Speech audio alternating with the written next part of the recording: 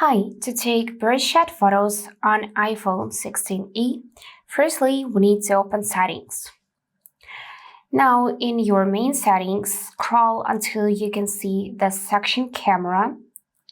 And after that, enable to use your volume up button for a series of photos. And for that, tap on switchers so it will light up green. Now we need to open Camera.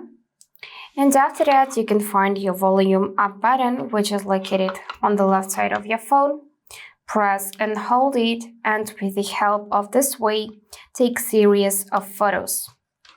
So, in the camera shutter button, you will see amount of photos which you have taken. And when you want to stop, just stop pressing the button. You can immediately select this amount of photos. Tap on Burst information on top right here and highlight photos that you want to keep or delete. So click done and choose to keep only 3 favorites. If you decide to disable volume up button for birdshot photos, then you can still make it with the help of swiping left from your camera shutter button like this. And that's it for today. If this video was helpful, please subscribe, like, and comment. And I wish you all the best.